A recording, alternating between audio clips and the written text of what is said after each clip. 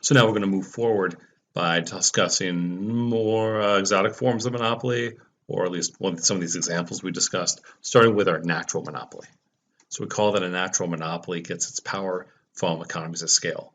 It can provide for the whole market, and each additional unit it produces gets just cheaper and cheaper to produce. So it can always outprice any potential competitor that might try to enter. Right?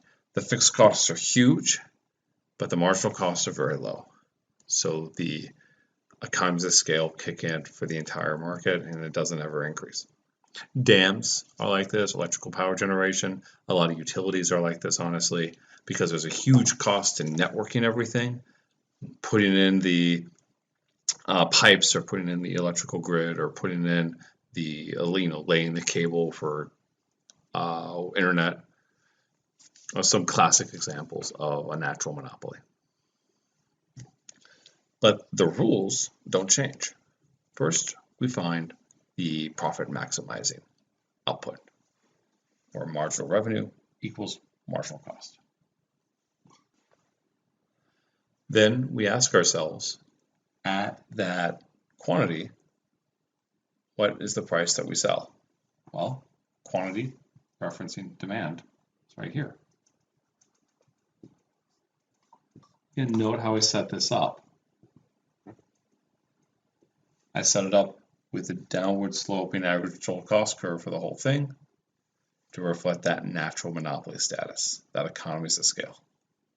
Speaking of average total cost, now we check our quantity against average total cost. And there's its monopoly profits.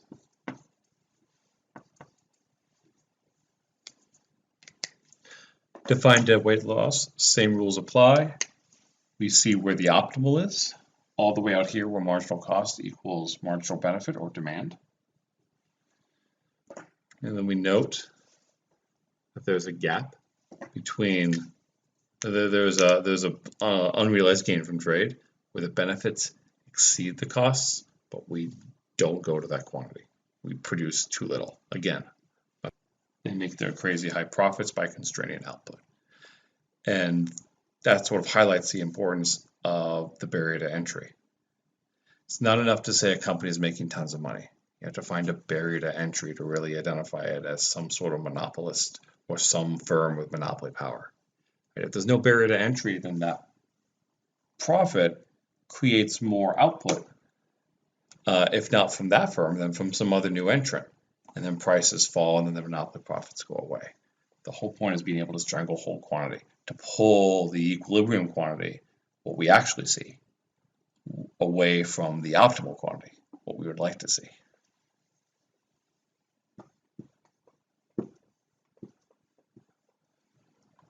So we can see this diagram very easily on the Wolfram demonstration. If we go to that research section and we go to monopoly model, I did just the same thing that I did with competition, but with monopoly model. Here it is. But of course, you can download the player, which I encourage you to make it a little smoother. So I have the player right here. And we can simulate a economies of scale by making a natural monopoly by making the fixed cost really big and the marginal cost really small, the cost per unit really small. So note that this sort of looks like, let's kick up the intercept just so we can really see those profits. There we go. So this looks a lot like the diagram, right? Note that marginal cost does not intersect average total cost, and it shouldn't, because marginal cost always intersects average total cost at that lowest point. And here there's no lowest point, or at least there's no lowest point that we can see more accurately, because the whole idea is that the costs are decreasing, average total cost is decreasing for the whole market. We can still sort of, inch one up if we just, like, I would still call that a natural monopoly, because they're intersecting way out here, which is well past demand, and well past where you would do it anyway. More importantly, well past the optimal. So this would still be a natural monopoly. But again, right, the interception is way away because the whole idea is the average total cost curve is always decreasing. I can shift A. but you see that huge deadweight loss. You see that really nice monopoly profit. Make it more inelastic, we can make it more elastic. You can make it perfectly elastic. Now, of course, it's perfectly elastic, then they make what profits they can, right? So naturally we would go down here. There we go. Now we can make it 0. It's fun to play with. But that would be that example. The natural monopoly. And here we have sort of the opposite of that, the monopolistically competitive firm. So recall that a monopolistically competitive or monopolistic competition, it's like freedom of entry and exit, and there might be a few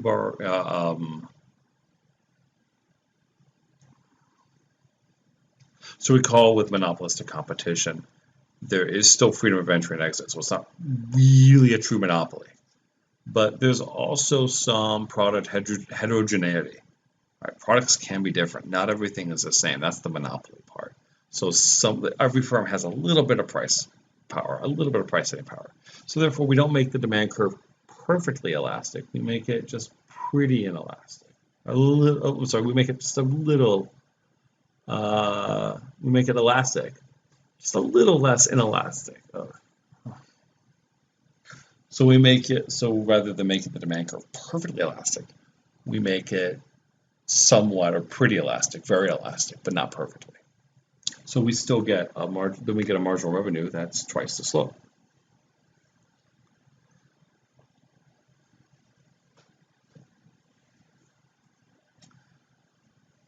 Same rules apply. Find well marginal revenue equals marginal cost. Add to that quantity. We ask ourselves, what is the profit maximizing point, or what is the, at that equilibrium quantity, we ask ourselves, what is the highest price that we can charge and still sell everything? So that hasn't changed. We just check that with demand. And then we ask ourselves, well, okay, well, how much does it cost to produce each of these units on average? We check the ACT. And we have our monopoly profits. We also have the optimal, which is right here as normal, past the perfect, past the equilibrium. So it should be higher than normal. But no, it's not that much higher. In our deadweight loss, it's not that big. So this is certainly the least damaging or least scary version of monopoly, is this monopolistically competitive firm, because it doesn't produce that much deadweight loss due to the extreme elasticity that we're seeing. And indeed, this profit that it can get is an incentive. Moreover, because we have freedom of entry, this demand curve will shift down.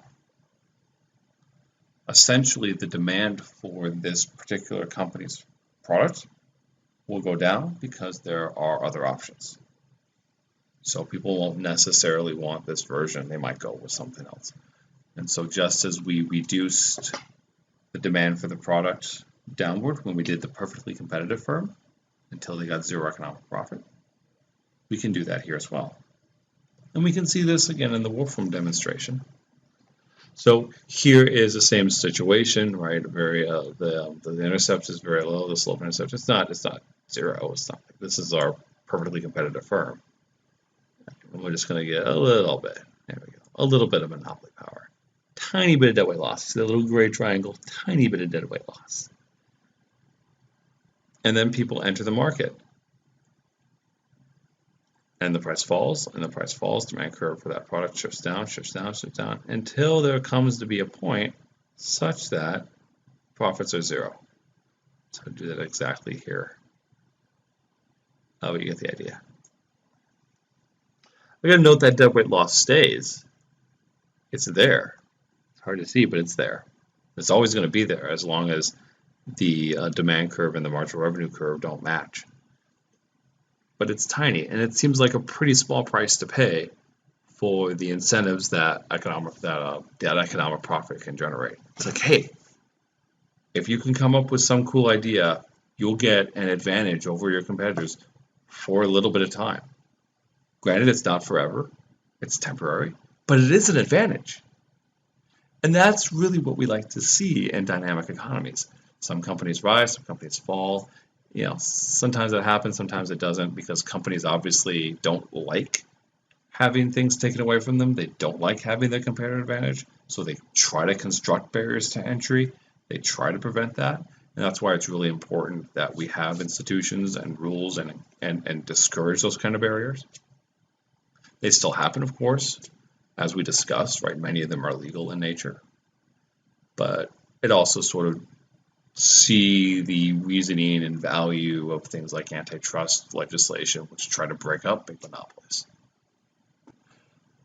But that temporary profit they can get, that very nice profit they can get, is an incentive to do lots of really amazing things. And it's what you need in order to do lots of really amazing things. Because a lot of really innovative ideas, they're risky. Like when the internet first started becoming popular in the 90s, no one really knew how to best use it. And people imagined that there would be all these individual little websites you would go to buy your own pet food or buy books or buy like water bottles or all these. And of course, in practice, that's not practical, but that only seems obvious now because we know how it turned out. How it turned out is it just makes more sense to have one place where you can buy lots of stuff. So there's a few of those. eBay, Amazon, obviously. But that's the reason why we got all that experimentation. The way we were able to figure out is because there was a lot of potential profit to be made. There was an opportunity, right? And you needed to create a big incentive because you wanted people to take risks, because it was very risky trying this stuff out. It's very risky to experiment, right? Because you can swallow a really big cost and get nothing. It's the same logic for why we have patents. Right? You can do a lot of work to try and invent something and then nothing comes of it. So you have to have some sort of carrot to get people to try. And that carrot, monopoly profits. Again, monopolies can be really problematic. In the patent sue system, right? Patents are overly strong. There's a lot of research on that. You don't want to go too far in the other direction. But you don't want to say, well, competition under all circumstances, all the time, is always good, and we should never let anyone get even a little bit of monopoly profit, never even a little bit of price setting power. We shouldn't have, logos. We shouldn't have any sort of copyright. We shouldn't have any kind of patents at all. That's too far. The deadweight loss is not that big of a deal. Thanks.